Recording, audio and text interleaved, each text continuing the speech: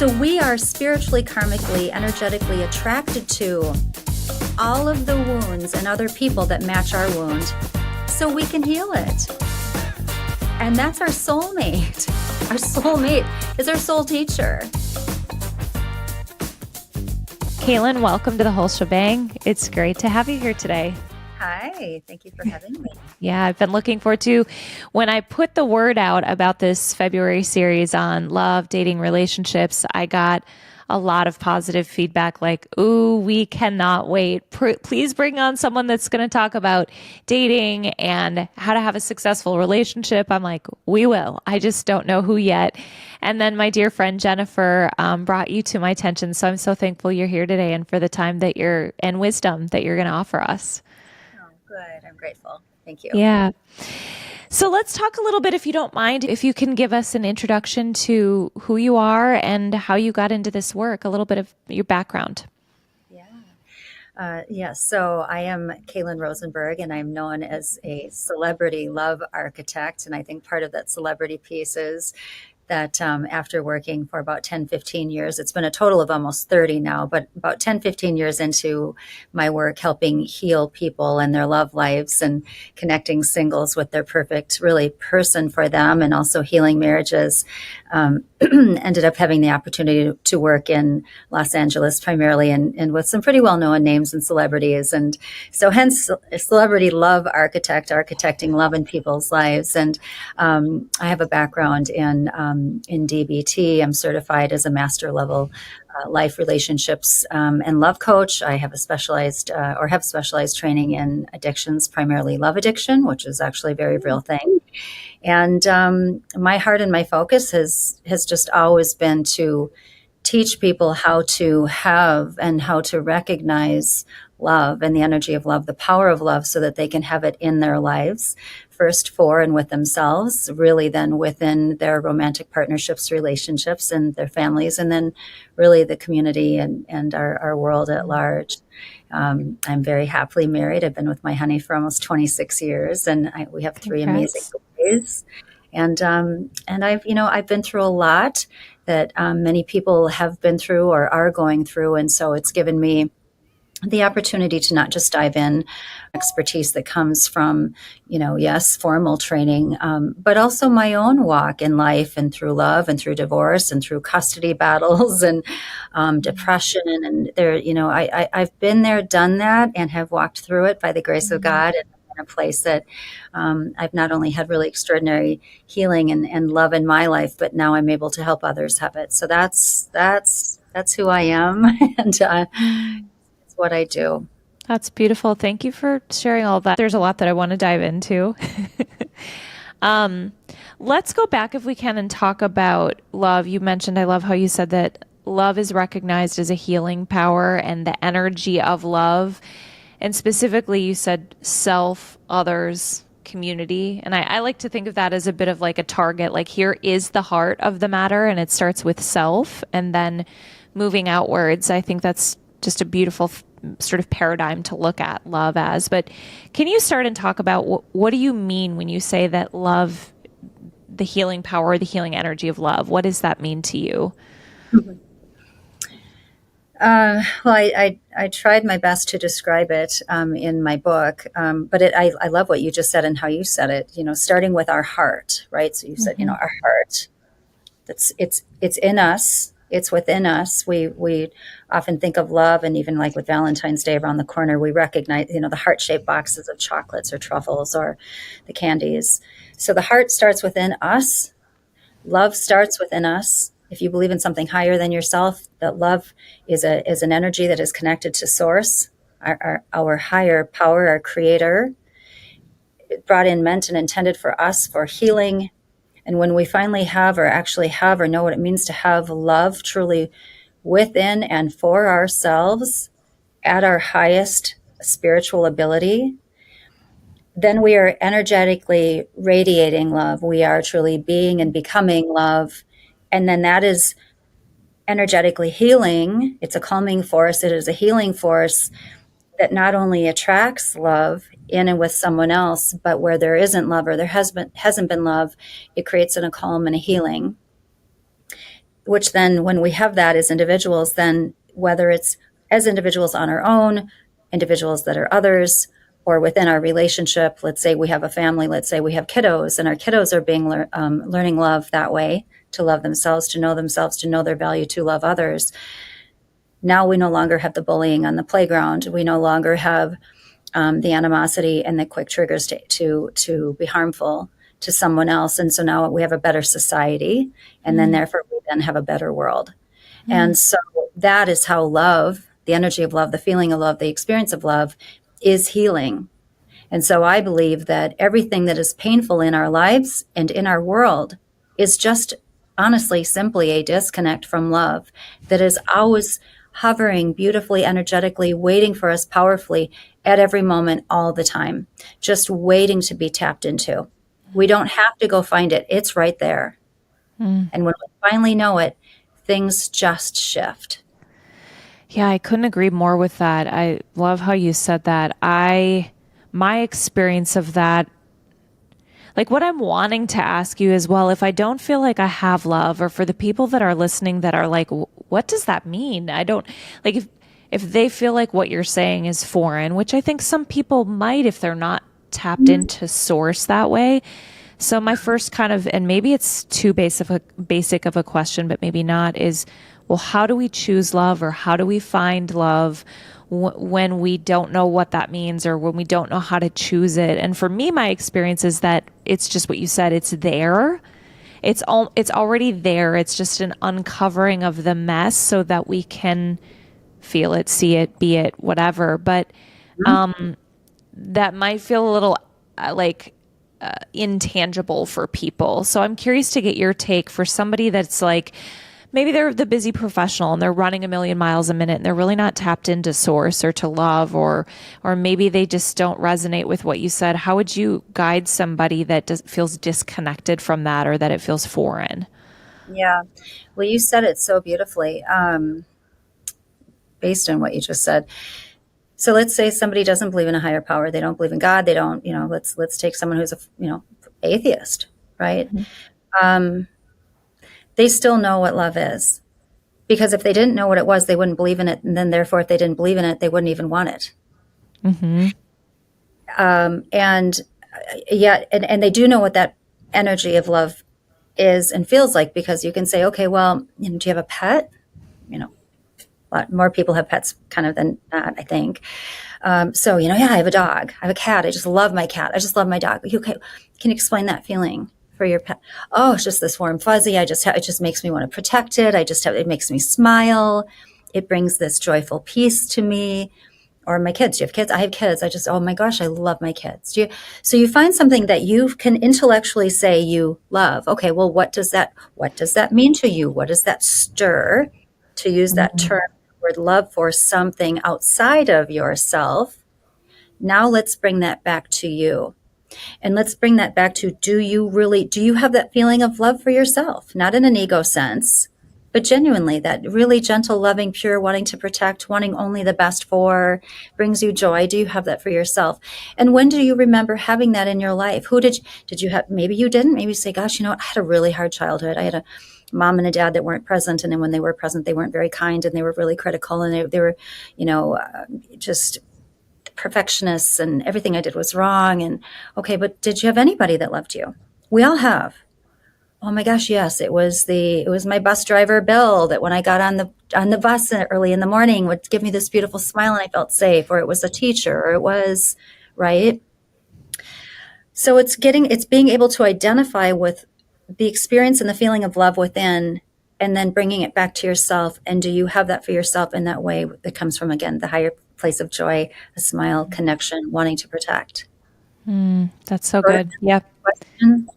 Yeah. And I don't want to skip past some of the most basic stuff. It's so simple, but so not easy for a lot of us to practice. Embodying love, to me, is a whole thing, to figure out, how can I be love, and what does that look like? And so thank you for kind of fleshing that out a little bit. I didn't want to jump past that. And I think it's fitting to kick off this series really identifying what is love? What is it? What is it to love? What is it to be love? So Thank you for going down that path. That's great. Yeah. No, thank you. Yeah. Also, based on what you just said, what I said wasn't that that is how you love it. We can't even start to identify with love for ourselves or anything or anyone else until we recognize what love means or has meant to us and where it comes from. Then what does it mean to love yourself? How do you love yourself? We hear all the time, well, you can't love someone else until you love yourself, or it's so important to love yourself. And then they just leave you there. And then really what happens is that your ego moves in and it goes, oh, okay, cool. I know what it means to love myself. It means to eat healthy. It means to go to the gym and work out, keep my body in shape. It means to have a good job. It means to be responsible financially. It means all these worldly plain things that, yeah, it's part of it. But you also have people that have all of that completely in check, right? Societally beautiful, great bodies, lots of money in the bank, great career, lots of letters behind, the education, and they're unhappy and they're lonely. Okay, well, that's because the love has come from a different space and they really have never met their true self, authentic self, and therefore learned how to really love and honor and value themselves. And when they do, and this is the work I do, when they do, all of a sudden everything changes, everything shifts. They're not just having better relationships within their current relationship or marriages, but if they're single, they're all of a sudden attracting the most amazing partnerships and partners they ever have. Yeah. They've had weight to lose or they have something that's not working in their life, all of a sudden it kind of magically just fixes itself. Isn't that So, wild? I love so that. Yeah. yeah. Yeah, thank you for drawing that out. I was thinking back to a time when I'm currently single and was single at the time. And remember feeling one day just kind of like I think I had something exciting happen at work or got a promotion or when I launched this podcast, there are these moments when I find myself feeling a little bit more like, oh, I wish there was somebody here to celebrate this with. So then I'm asking myself, well, what is it that I'm looking for? What is it that I want in that partnership? Well, I might want them to say, wow, good job, Jen, or man, I'm proud of you, or whatever. And then I started thinking, well, anything I want from somebody else, I can give that to myself first. And that to me is that sort of relationship with self where I actually just wrote down what I would want somebody to say to me. And then I read it to myself. And I was like, yeah, I'm Yeah. so proud of you. And you Yes. can trust yourself to make good decisions. And so whether it's loving ourselves or trusting ourselves or affirmation, I think that asking myself, well, what is it that I want in a partnership and how can I give that to myself? I can't want a good I can want a good body in somebody else, but I can't want them to give me a good body for me, right? So all of the superficial things, not superficial, all of the external material things that you mentioned are Yeah. things that aren't the true relationship with self, right? The Yes. relationship with self has to do with how we treat ourselves, which is Yeah. what we're really looking for in a partner, I think. Yeah. 100%. Yeah. Yeah. Yeah. Because we cannot, not only can we not attract with regard to the experience of love, relationship, partnership, communication in or from someone else that we aren't able to truly, naturally, organically do for ourselves, Hmm. we will continue to, until we can do it organically, beautifully for ourselves, we will continue to attract the opposite of what we need and get angry and frustrated. Oh my Lord, how do I keep choosing all these bad people and partner? Well, you're not. You are attracting what the universe is trying to tell you you need and has yet to heal. Okay, wait. We got to pause and emphasize this and tease this out a little bit, like the double click on this if we can. I Yeah. I agree with you, and if you can break that down for people, I think that would be really helpful because I think it is so common. We're like, well, why do I keep attracting XYZ and there is only this kind of men in the world? Men are all blah blah blah or women are all blah blah blah. And so tell me more about that. What is that reflecting or what can somebody take from that? Maybe a real life example or what that Mhm. looks like for somebody. Well, I'll say quickly, and this will be fun, I think, for your listeners. So, Dr. Harville Hendricks, world renowned therapist and a best-selling author, a dear friend of mine. We worked for 9 months together. We created a test called the Real Reveal to reveal the truth of who you are when it comes to love, the kind of mate you are, the kind of mate you attract and why, and the kind of mate you actually need and deserve for really amazing love. So the Real Reveal test, if they go to, actually, they can just go to mylovedesign.com and click through and take the test. Or I think they can go to the realrevealtest.com too. We'll have to figure, I'll get that to you later. It's a free test. There's a more expensive, robust one, but you just take the basic test. So, and it's based on this very thing, this question that you just asked. After interviewing thousands of humans, primarily single, but many who are married and coupled from around the world, not only just myself, but also Harville, we found these patterns.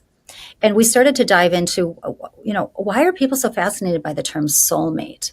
What is this whole soulmate thing? And we always say, oh my gosh, if we have our soulmate, if we just meet our soulmate, we'll be so happy, it'll be perfect, and it'll be amazing. And yet what we found is that when most people say they found and met their soulmate, typically the story ends with, and it was abusive, and it was painful, and it was fiery, and it was messed up, and it was toxic. And I thought it was my soulmate, and oh my Lord, no. I just need to go find another soulmate and another soulmate. Well, yet at the same time, we'll say, well, we want to meet our soulmate for life.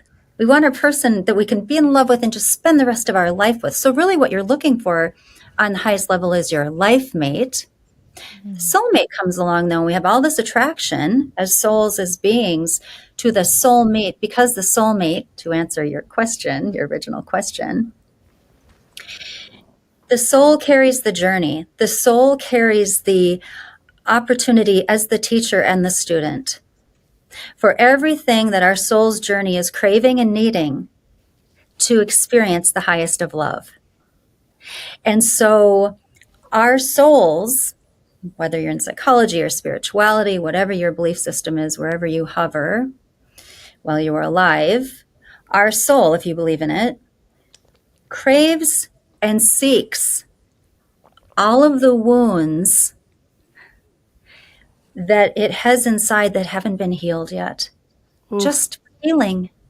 That's it.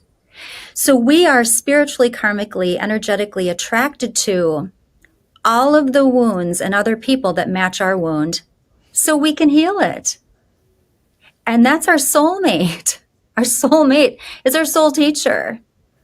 And that's why those darn relationships are the juiciest and the most, oh my Lord, it's the best sex. It's the deepest connections. It's the, oh my Lord, you're my person. And then, wait, how did this happen? How could you be so mean and nasty? That's how it was supposed to go. Oh, this is like so juicy in all the right ways. I'm like, oh, it's so exciting. Oh, it's so painful. So if I'm understanding it right, let's just hypothetically here, you get into a soulmate relationship, and you and the other person decide and see and understand, oh, we karmically pulled each other in. Yep. And so now we're going to lean into healing these wounds. Does that happen? Or is it just like the soulmate is more to show up to be a mirror to show you the wounds, and then you got to leave and do the work on your own? No. So, okay. So you're so good. You're very enlightened. You're so good. This is fun. The soul chooses the soul. That's why you say my soul. Soul says that person has all the crap you need. It's going to be great and fun and zesty, and it's just going to suck, and it's going to hurt so much. And so what you do with that depends on the growth you've had. It's the truth of your growth. And it's not bad. There's no shame involved. It's like, shoot, I suck. Oh my Lord, I suck at all relationships. I keep inviting the same crappy men and women. You call it crappy. That's your ego calling it crappy. In over and over and over. What the heck?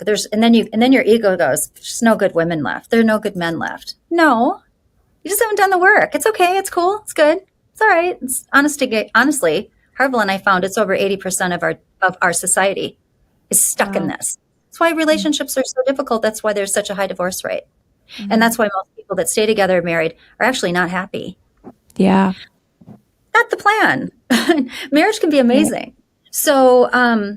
So what happened, the issue, I believe, and I have many, and Harville's one of them, but many dear friends that are highly, highly notarized, respected relationship experts, therapists, psychiatrists, psychologists, but many of them will agree with me that today's system in counseling and therapy, especially when it comes to marriage, is really broken.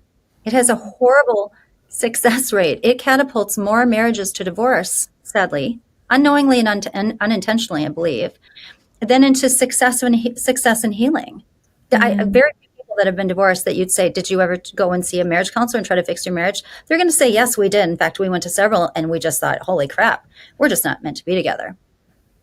Most of those marriages should have been and could have been saved and could have been amazing, beautiful, healthy, and healed and could have been every single thing that they wanted when they first fell in love and said, will you marry me? And I said, yes. And that's like my big passion spot, healing those marriages. So anyway, the issue is that we don't have enough help.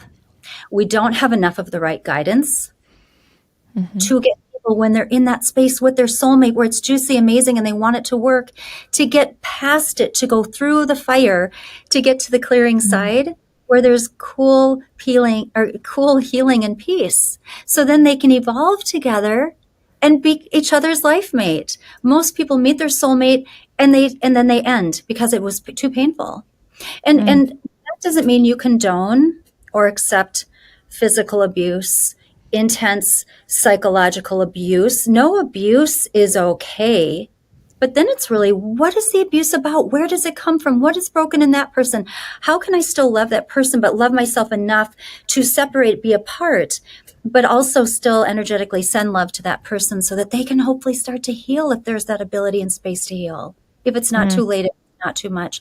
We don't do that. We cut it off, cut it off, cut it off, blame, shame, criticize, move on, do the same thing over and over again. So my work is to get rid of all of that, to shift that, and to change that. Yeah, You're in a good line of work. I love yeah, it. yeah. And Um, challenging, I'm sure. So challenging. Yeah.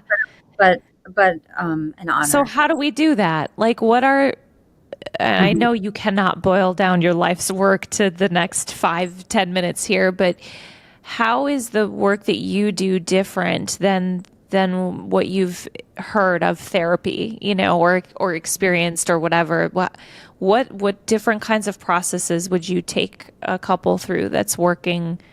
They've got this juicy, zesty, annoying relationship that's Yeah, painful. How do yeah, you bring them through the fire? What are the steps of that? yeah. So this literally is not meant to be a plug, and it's just, but it's truth and reality. So I launched mylovedesign.com to as an educational platform where people that's self-led, where members can walk their way through it. Whether you're single, you can walk your way through it so that you are better prepared or best prepared for your true partner when you meet them. And for married couples, it's also for married couples to heal themselves and their marriages. And it's $40. Think of what you spend honestly on counseling and therapy and all of that. It's 40 bucks. Or on like drinks with a girlfriend who you're trying to get therapy from. Yeah. Yeah. In fact, we're creating groups around this. I'm very excited. So for one time, $40. It's called Building Your Love House. You go to mylovedesign.com. You click on the Love House build. It's $40. It's 11 steps. It has it's literally like having me, but instead you're doing it yourself. So you go, and it has 3 blueprints. You have a self love blueprint. You have a blueprint for your either current partner that you're working on this relationship, and you do it on both sides, and or your future partner, energetically calling it out like vision boards. That stuff's real. I don't care what you say. It's Mm-hmm. real. Mm-hmm.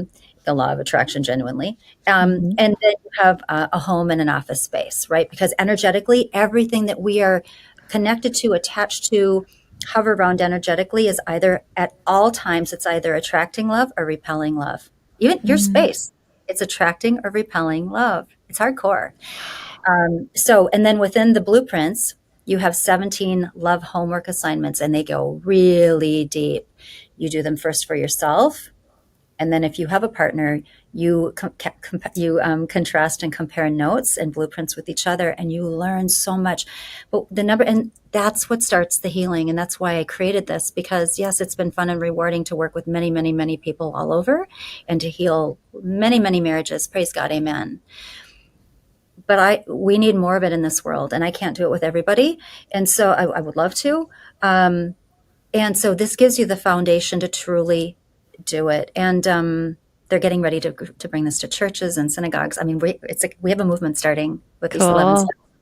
Um, but you start there, but you'll learn so much about yourself, because the thing is one of the things that really keeps people stuck from growth is shame. You Mm. know, getting into Brene Brown stuff. It's really shame. It's a attachment. It's embarrassment. It's failure. It's like, no, no, no, no, no. Love doesn't work that way. It's Mm. okay. It's like, again, no matter what you've done, no matter where you've been, no matter what you've experienced, right now, love is just sitting there waiting for you. It's just going, like, I want you to have me, take me. Like, love is saying that. Like, have me. I want life to be amazing for you. Look at how beautiful it is when you look out the window. Come on. Let's go get it. Let's go have Mm.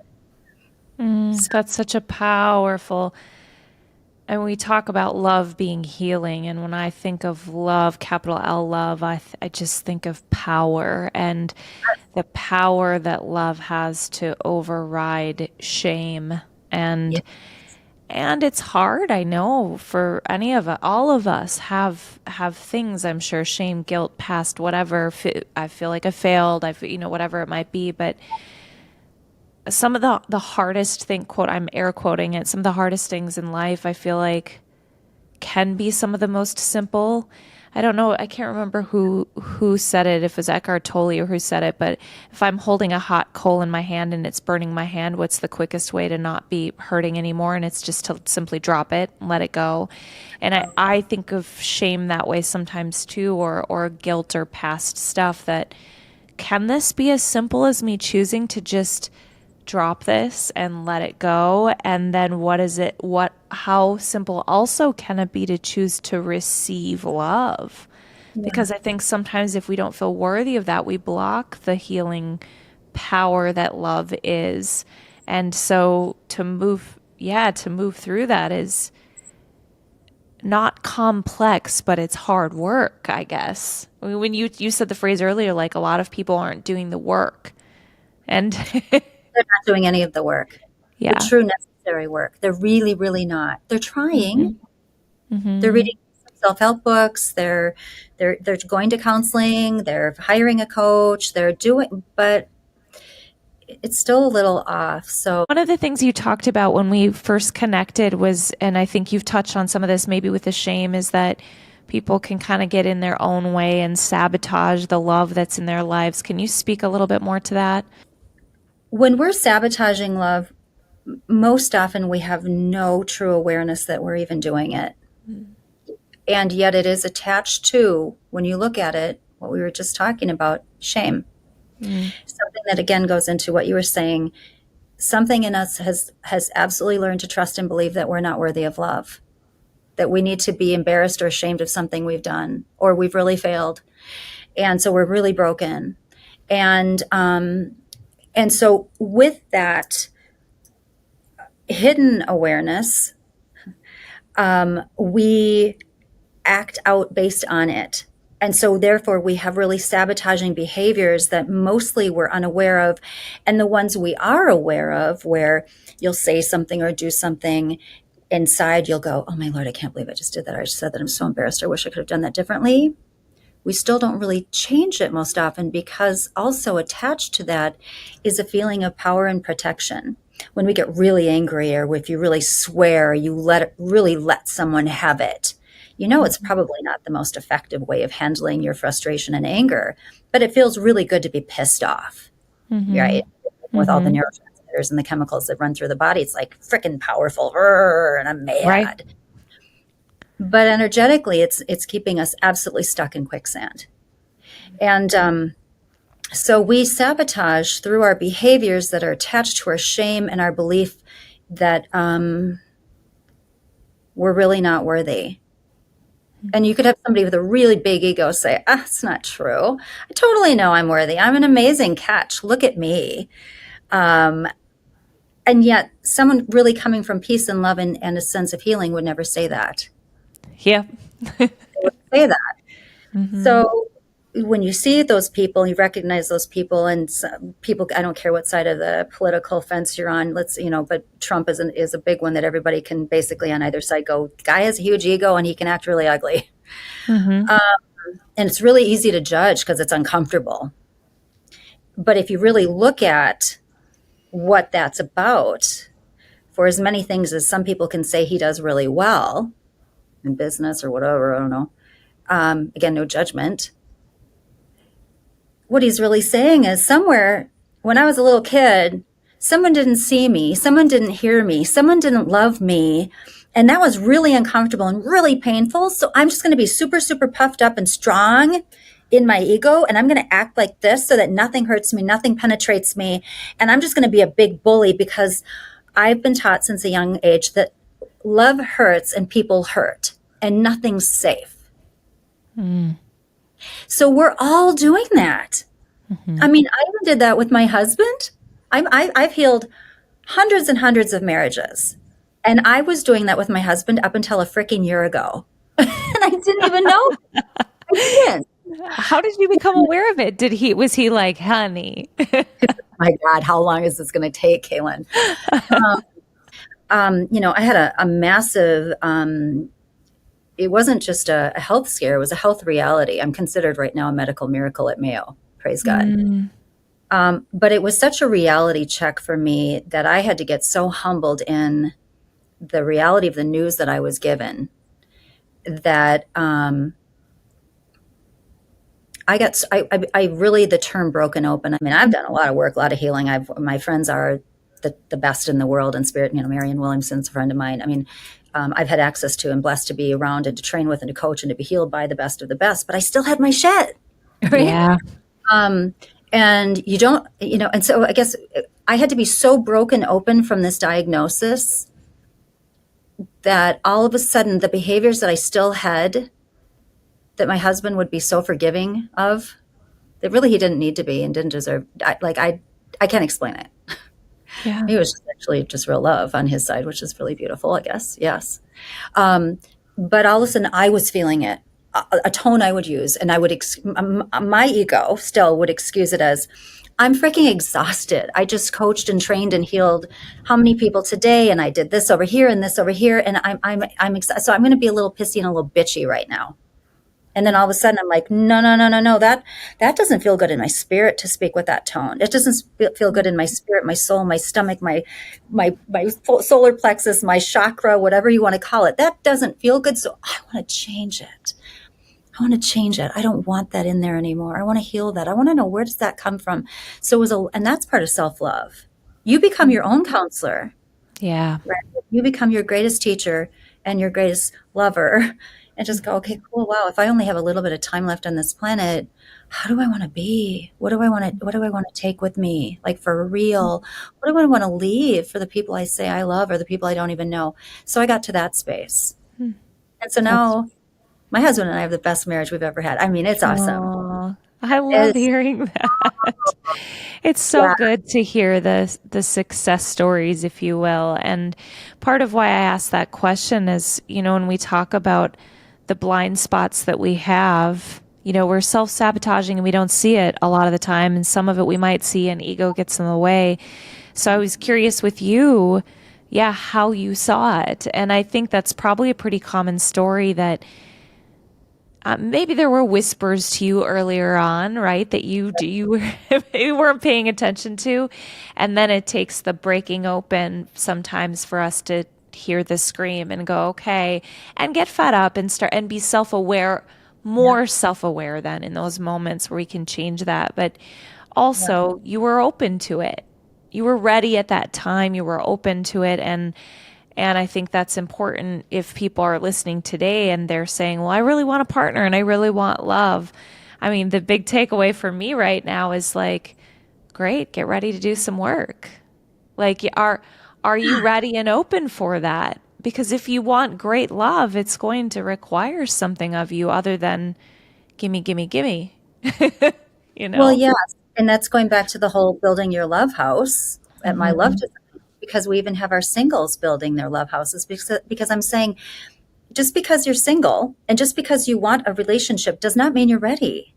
You have to Mm-hmm. go, you have to build your love house so real love can move in, you know, Mm-hmm. and going through that process, or you will end up in the same situation over and over again. And it's not to be confusing when I was saying earlier about the soulmate, like, but it's at what level of soulmate do you want to, how long do you want to continue to repeat the patterns to heal? Like, how about let's work on healing them ourselves. And then whatever is left, the residual piece with our soulmate, our person, our life mate, ooh, that's good stuff. That's the glue. That's the bonding material, the true bonding material. That's You know, such a powerful reframe because we often see it as like, and I'm sure some of them are red flags, right? That's the first thing that came to mind. But it's also like, again, if I'm pulling in what my soul needs, that red flag has a matching red flag on my side if I'm willing to see it, right? well, let me clarify that one. Yes, please. Yeah, no, that's really good. So here's when you really, a red flag in someone else does not mean that you always have that red flag within yourself. Okay. So when I say that there's matching brokenness, or the person has the brokenness you need, how about let's say that a red flag can say when you are self-aware enough and you love yourself for real, a person can have a red flag, and the love inside yourself sees it immediately and goes, "Oh, that's a red flag. That's unhealthy for me and unhealthy for my soul. So I'm just not going to go there." It's not, I'm going to go there and go there and go there and go there, and then be super hurt, mad, pissed off that this person is not who they were when I met them. They were showing you constantly who they were. You were just choosing. So your brokenness then. So I guess you were half correct and half not. So Yeah. you either recognize it and you go, that makes me sad for that person, not in a sarcastic way, in a loving way. Makes me sad for that person that that's how they're showing up in life. That's how I'm a great catch. I'm a great single woman. And, and I'm excited to be in a relationship and they seem like a great guy.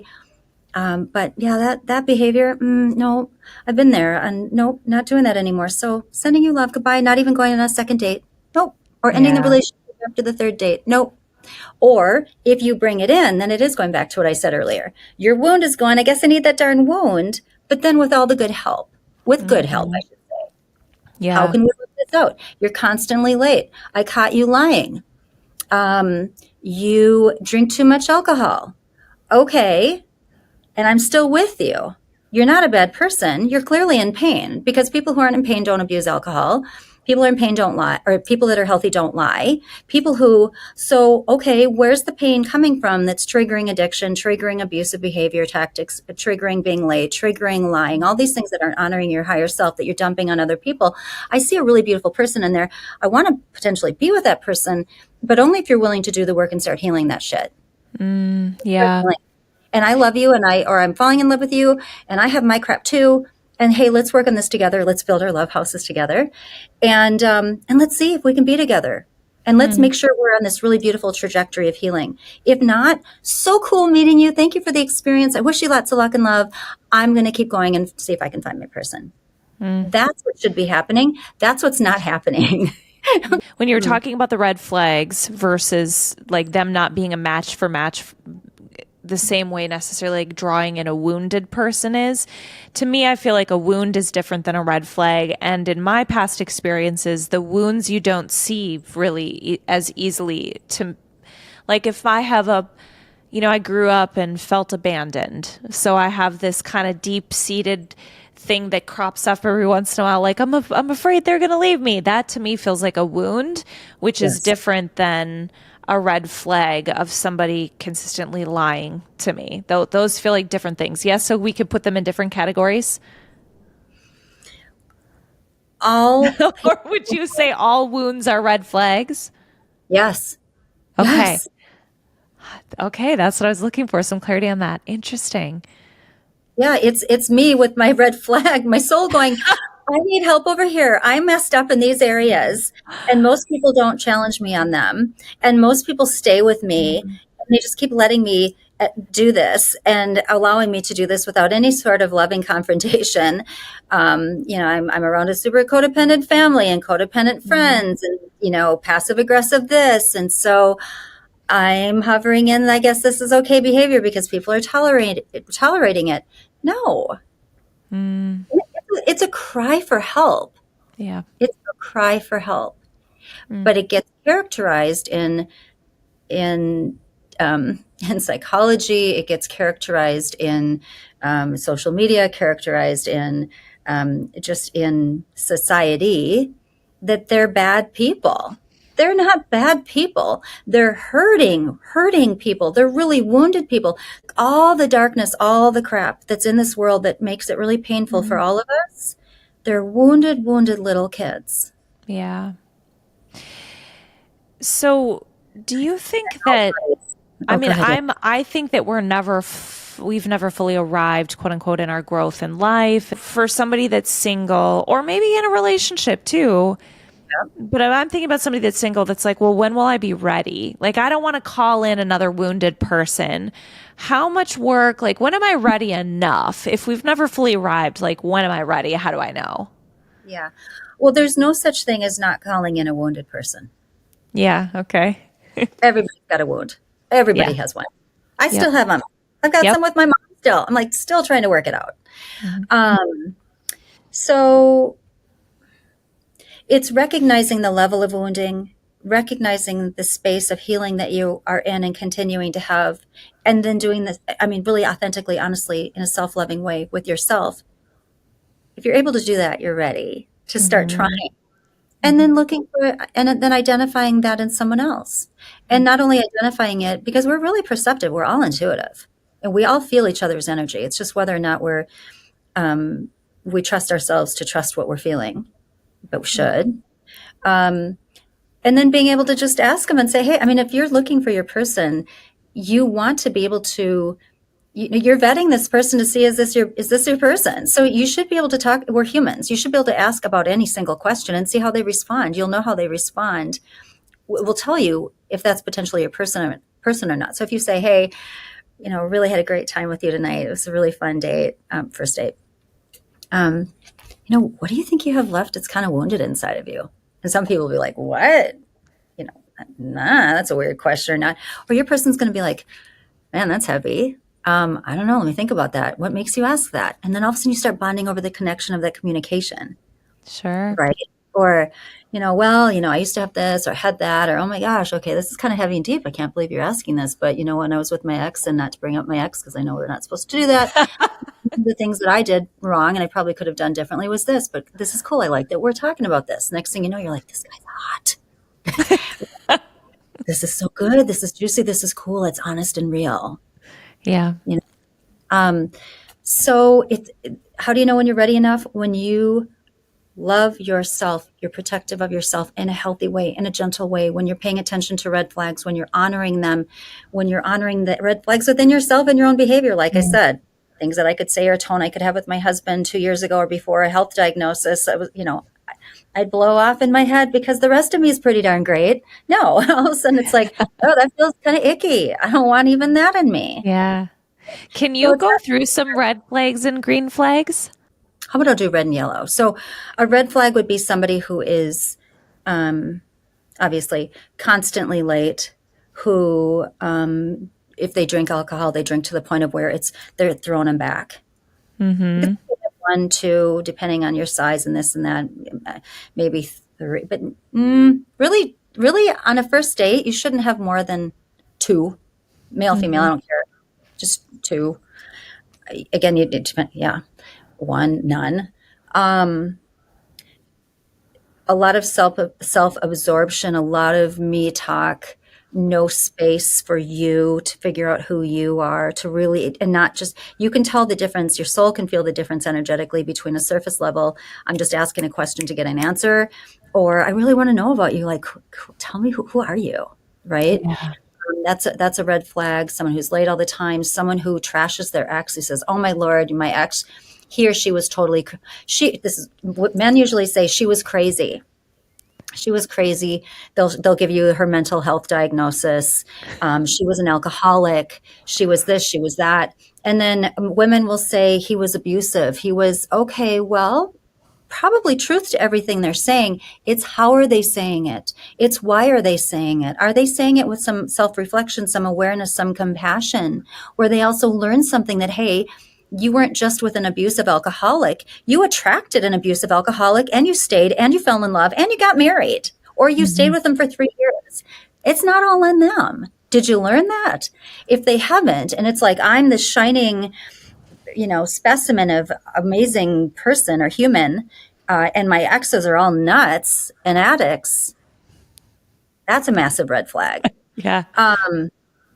Yeah. And then I think, and the other little things are like little idiosyncrasies that are more yellow flags. If it's, shoot, I had one and I lost it now, but um, it does happen a lot. If you have somebody again who's late and you see a pattern, but everything else about them is amazing. When you finally say, hey, I'm going to be honest with you, I really like you. And I know you have a busy life and a busy schedule, but I've just kind of noticed you're late a lot and it just doesn't feel good to me. Their response should be, thank you so much for telling me that. Thank you so much for sharing how you feel about that. You know what? You're right. I do have a tendency to be late and I know it's not respectful. And so I'm going to change that. It seems like Right. such of a simple thing, but as you're saying that, why does being late indicate a red or yellow flag to you? What does being late communicate to you? That you don't matter. Right. Your time is not as valuable as mine. I'm more important than you are. Yeah. That's and sometimes it's an innocent, genuinely an innocent learned crappy behavior that you've just Hmm. been able to get away with. But it's not kind. But if the difference is, do you care or not? If you don't care, that's a red flag. If you care, the same behavior, but the response to it, then it's a yellow flag. And you One, I work think through. you touched on something that was so valuable. When we have high enough self-worth, we will bring that up because you were saying this earlier. We don't quote unquote let people get away with that behavior when we have high self-worth because we value our time, because I respect myself. This may be a crappy learned behavior and it's still not okay with me. So then how to sort of set that boundary or set that expectation to somebody like that may not have ever been called on it before, There you or go. and it doesn't have to be a horribly mean call out, but I think, and then like you said, then they have a choice. But I Yes. think so often we're moving so fast, or if we don't have that high self-worth, we might be looking at red flags, yellow flags, green flags as a checklist rather than understanding what's beneath that. What is that really communicating to me if you drink so much that even though you drove me here, I'm afraid to get in a car with you. It's not Yeah. just about the alcohol at that point. It's a lack of presence and awareness and care. And it demonstrates a lot of other things that we might overlook when we're just analyzing the flag. And it's going with how it feels in your body. If Hmm. something doesn't feel good, that's Hmm. attached to the kind of boundaries we either had set in a healthy, beautiful way by our parents for us when we were little, where we taught healthy boundaries and our value of our boundaries, or not. Are they really loosey goosey? Do we not have any? There's some people that really don't have any boundaries. It's crazy. Yeah. And literally crazy. It brings craziness out. And so it's just honoring again, what are we feeling, connecting to that feeling, talking to that feeling, saying, okay, I'm feeling this, I'm feeling you. Okay, what are you? What's showing up? What is that triggering for me? What does that mean for me? What is that attached to? What's the memory? And all of a sudden you go through this whole kind of a healthy loop of kind of a check-in, and then you apply it to that partnership, that relationship. It can be with anybody. It can be with your sister, your mom, your dad, your friend, your partner, your employee, your employer, your doesn't matter. The difference is that you either just recognize it and decide what you want to do with it, or you say, if the person matters enough on some level to you in your life, you say, hey, and again, most people don't do this or they don't do it properly or effectively. Say, hey, when you said that, when you did that, when this happened, it made me feel like this. I felt like this. And that's a whole other thing of they'll made me feel. And then you say, well, you don't make me feel. Yeah, we do make each other feel certain things. That's, again, a Hmm. whole other subject. Hmm. But it made that behavior, that word, that whatever, created the feeling within me of this and it doesn't feel good. And I really like you. And I think you seem like a really great person, or you are a really great person. And so I don't know if you're aware that you do these things, or I'd love to understand why you think you do those things because, hey, you know, I'd love to keep growing here with you in our sisterhood, in our friendship, as boss and employee, as da da da da da. And a healthy human will meet you where you're at. They won't Yeah. act, they won't do the big, the big term with gaslighting, um, ugh, all the Let's talk. narcissistic. Can we go there too with the gaslighting and narcissistic behavior thing? Because when you said Yeah. earlier that men will call women crazy, I hear a lot of women say he was narcissistic, and so I'm glad that there's awareness on it. But I'd love you to peel that apart a little bit for us, if you could. Yeah. Well, it's really easy to give people the title of narcissist. And we all have a little of it. That's part of how we honestly navigate humanity and society today. We sadly have to, Mm-hmm. but it has to be balanced by far more love and healing and healthy awareness and growth, right? So, what can show up as a narcissistic word or tendency is kind of quickly diluted by love and good stuff. We'll talk this again. So much to talk about. So, what is narcissistic behavior? Let's maybe just to give a quick And not outline of everybody, that. narcissism is actually it's a clinical diagnosis. You can be diagnosed with this.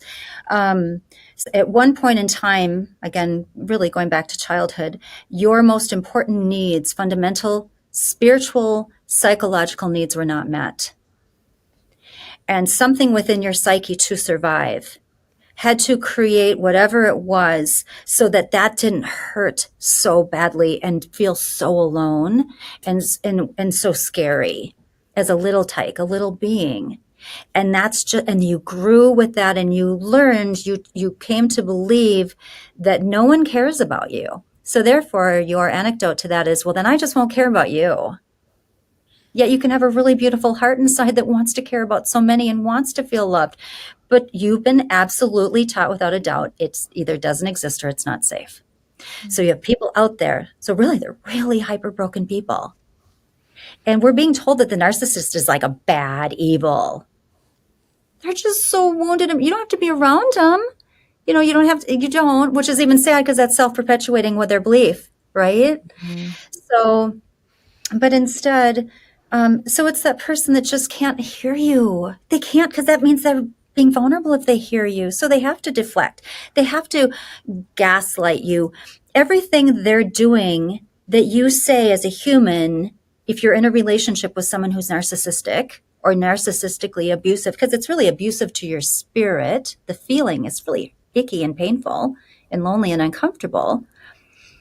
You have to be able to look at them and go, they're just continuing the pattern of what they've learned is the only thing that's safe for them. They can't safely connect with me. They can't safely hear me because that means they're being vulnerable. If they're vulnerable, that means they're going to get hurt. They're going to get crushed by us. Mm-hmm. That's what their psyche believes. So we have to stop looking so much at all the bad narcissists out there and look at ourselves and go, why are we in this relationship? Not in a shame way. Stop complaining about your narcissistic boyfriend, girlfriend, husband, wife, and just go, I'm with a really, really, really wounded person that is scared to death to be vulnerable on any level. And yet I'm sitting here staying in this, perpetuating their pain. I'm perpetuating their belief system. And I'm bitching about it and complaining about it. And I'm allowing myself, I'm not even loving myself by being in this relationship. I'm not loving myself by allowing myself to stay in it and be angry at them. Now I'm indirectly kind of possibly becoming narcissistic Mm. myself, right? Instead of just going, oh man, I tried. So many cool things about this person. Really fell in love with this person. Really see that there are so many things that could be so amazing. If you believe in God, that God created them to be, that was amazing. But whatever woundedness they had that I am aware of or I'm not aware of, I can't fix it. So I'm not going to stay in the relationship and sit and listen to 5,000 experts on narcissistic abuse and gray this and that, blah, blah, blah. And here's how to, no, I'm just going to say, I see you. I see you. I see you, you asshole. I see you. You're a narcissist. No, I see you. and I'm so sorry this doesn't work. And they won't be able to hear this anyway, but you're doing it kind of for yourself. And maybe a spark of them could. And you just say, because I do love you, even with all that, I do love you as a person, a being, but I really also love myself. I'm going to back out of this relationship because I don't want to carry anger and resentment towards you. And I don't want to continue my life in this pattern. So thank you so much for showing me who you are. Not like, thanks for showing me who you are. Thank you for showing me who you are. I'm just going to continue to send you love. And I'm going to go over here and I'm going to love myself. And I'm going to, you're not going to say to them, you don't need to hurt them more. You don't have to go, I'm going to find somebody who's not a jerk like you. I'm just going to say, I'm just going to go over here. But I love you. I love this. So we haven't talked about this until this moment, and I'm just learning, or I think perceiving, what your frustration is around this conversation, which is that we've got the narcissistic behavior and it's not acceptable and it's not okay and it's not healthy, and we can all recognize that. But on the other side, we also have a choice. And so correct me if I'm wrong, but is the frustration coming from the fact that we've got a lot of people bitching and doing nothing about, not really doing anything about it, or not 100%. choosing for themselves? Yeah. Okay. Yeah, it's like I see all of these really brilliant experts in narcissism, and I'm not seeing anything. I'm not seeing a healthy way out especially that isn't attached to being stuck in your own anger, your own form of narcissism, your own form of. It's just that's the issue. That's the issue. And the question, so, well, one of the questions is, well, why do people stay? And I think it comes back to a lot of what we've been talking about: low self-worth and a lack of self-love.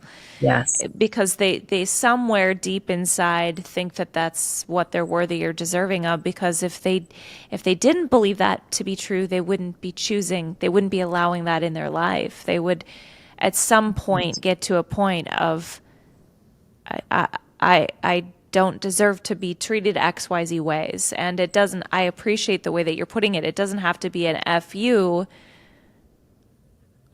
Although I will say, like, when it's abusive, it's a real thing to be for people to kind of get the gumption to stand up to a situation, or to walk out if there's real fear Yeah. there of some kind Yeah. of abuse. Yeah. That's another layer to it, obviously, that needs sensitivity. But yeah. Yeah, but it's what we were saying earlier with regard to your soul choosing the person that has the wounds that your soul needs to heal.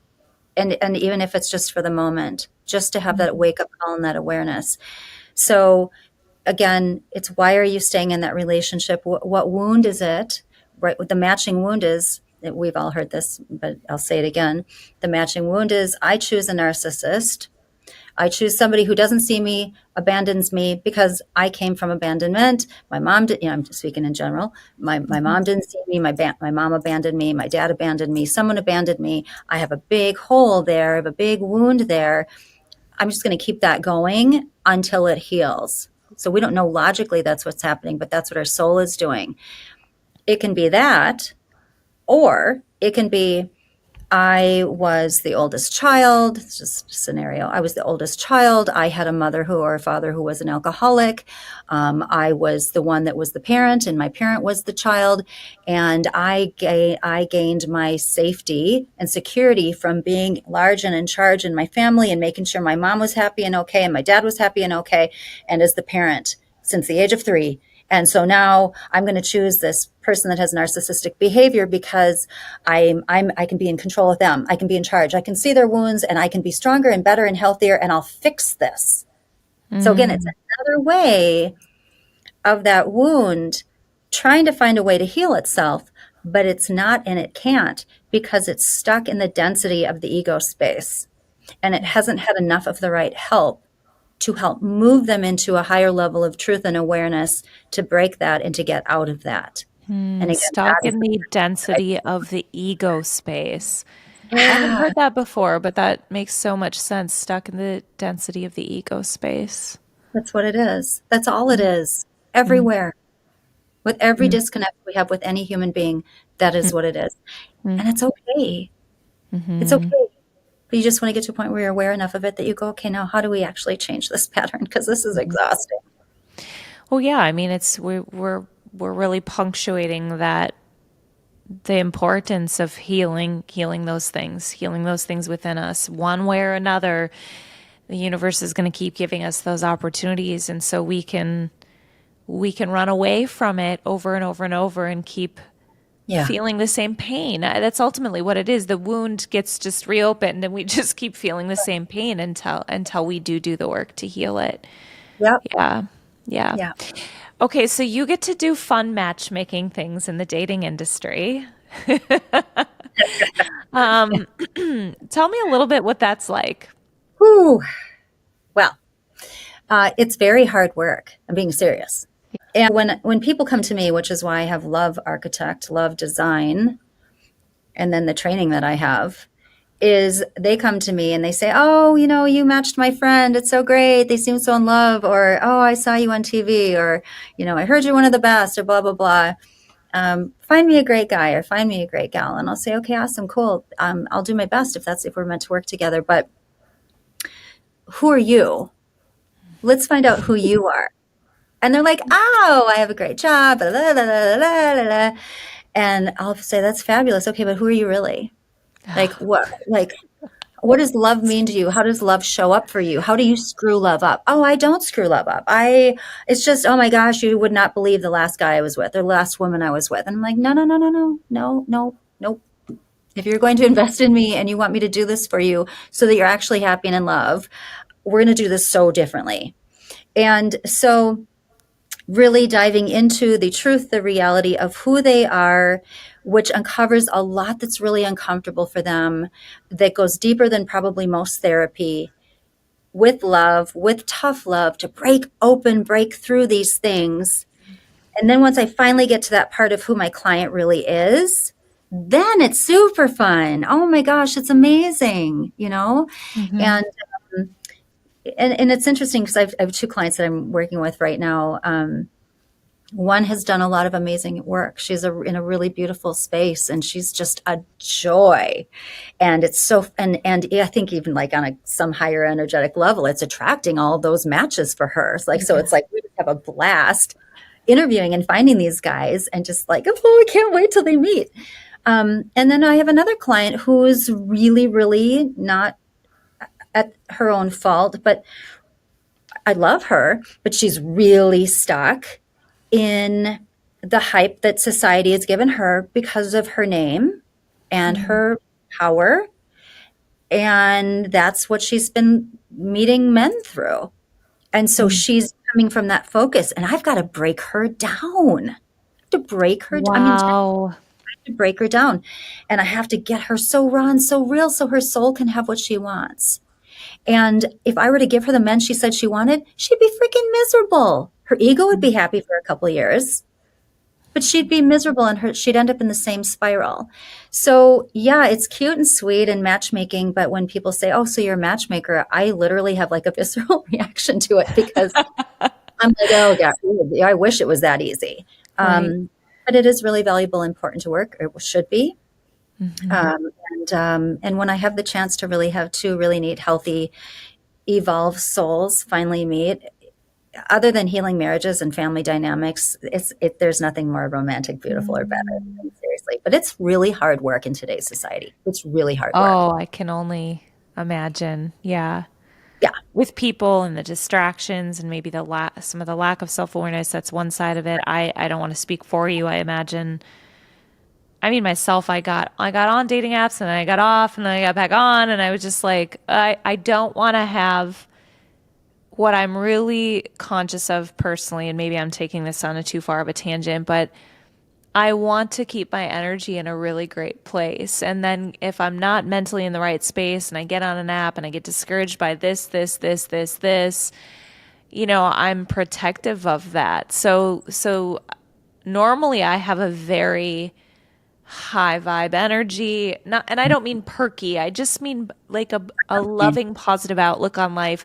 But I was like, oh, I don't want this to jade me. I need to reframe how I approach this, because it was starting to have just not horribly, but enough of a little grip and a negative mindset of like, oh, I'm gonna have to quote unquote weed through things and take time and take energy. And so I'm guessing also maybe there are some, well, you're in a different arena with elite matchmaking. So many of those people, maybe I'm assuming, aren't doing this approach first. But if they are, they're probably coming to you a little bit worn down too from those experiences. Are you talking about the singles or the matchmakers out there? The singles that are coming to you that are just worn down or discouraged, or so that it makes your job harder because now it's they got to kind of recalibrate or something. Is that accurate or no? Well, the majority are coming to me worn down and broken Yeah. and tired. Whether Yeah. it's from other matchmaking services, dating services, online experience, Got it. past relationships, their own stuff that they're doing they're not aware of. Yeah, they're coming to me like that, frustrated. um, and then again, thinking I'm just going to put a warm blanket on them and a warm bath and make it easy and comfortable. And it's like, no, I know, honey, I'm so sorry, but we'll get you where you want to go this time. But we have a little more discomfort, We got to possibly. walk through fire first. Yeah. Oh, it will be worth it this time, and I'll be with Yeah. you. You won't be alone. Yeah. The bottom line is that if they don't do the work, they're not going to be happy. Mm, It's not about the other person, it's about yourself. Bottom line, if you're yeah. single, look at you. And it's not look at you like, look at you, what are you doing wrong? It's look at you, right? Mhm. So I'm sitting here, I'm single. It might be that. I'm sitting here and I'm single. I've done a lot of really good work. I know I have. I really love myself more than I ever have. I feel more peace than I ever have. And so I'm single because I've done all that work. And we're in a really sad, messed up world right now. And it's really hard to find a guy that's kind of there. It doesn't make me better. It's like, it's tough. So that's why I'm single. Or I'm single because I haven't done much work. I thought I had, or I had really bad work and it's messed up and I'm in pain and I have a lot of sabotaging behaviors and I don't have enough truth tellers around me to confront me on it. And so I'm staying stuck in a bad spiral and every relationship ends up sucking. So Hmm. there, because I haven't done my work. Yeah. It's never about the other person. It is always about us. That's a good period. End of story. That's a good punctuation. Okay, I know I've taken so much of your time. I do want to have you share a little bit about a potential event that you're working on. So we're in Minnesota and so fun. We didn't record in person today because of weather things and tech issues. But we're both local in Minnesota and you're working on some fun things. So would you mind just sharing about that? Well, yeah, it's interesting. It's really come full circle. So I've been, on the matchmaking and dating side for over 27 years, so we just say almost 30 years. And, I've been able to, blessed and able to build my career to a point of where, I'm in society. I'm working with, big names and powerful people and 99%, referral based. And I charge a lot of money and give a lot back. Hmm. But it wasn't really fulfilling for me. So I just sort of sat back with my team here and I thought, I want everyone to know love. We're all meant to know love. We're all meant to have love and to experience love and to have our great partner. So and I look at all the competition out there, the dating services, the matchmaking services, the online stuff, and I look at what they're charging and I look at what people are getting for it. I'm like, okay, I'm in a position where I'm blessed where I can basically say, okay, I can afford to give the best product ever and the best service and the best experience and barely have to charge a thing anymore. I don't, I literally like I'm going to beat. So I'm designing and creating programs that beat all my competition's prices like dramatically and give them 10 times the service and then love and the experience of success in the end. Because my gosh, someone's got to do it. And, um, and so I'm launching that. So I'm very excited about that. I'm in the process of training love designers. If anyone wants to help and start helping me match, Oh. let me know, people. I'm excited for that, really. But I want to take on Minnesota. I want to match. I'm trying to come up with something fun. We'll either try to launch it. We'll see how it goes. I'm hiring a publicist now that's local, either before Valentine's or after Valentine's, to do like a big love healing match off. Just something massive. I don't know. Just to get as many singles aware and evolved and in a space where they can really find each other, meet each other, barely charge anything. So it's affordable to everybody, like comfortably affordable, and just let them have at each other. And let's just start changing and shifting the energy even here in our home state. Hmm. And so so it's I'm in the thought design creating process, but I definitely will do it. How it's going to show up, I don't know, but it will be done. And Cool. maybe you can do it with me. Yeah. I'm game. I'm up for it. You let me know, Kaylin. Cool. Yeah. Great. This has been such a beautiful time. Thank you for your work in helping change the landscape and perpetuating what I believe is the most powerful force in the universe, which is love, Amen. and shining light on that and empowering people to find that. I appreciate that. This is so much more than a call about quote unquote matchmaking and how you're designing love and helping people find it in themselves first. So thank you. And thank you for your time today. Thank you. It's been a joy. It's really nice Yeah. talking.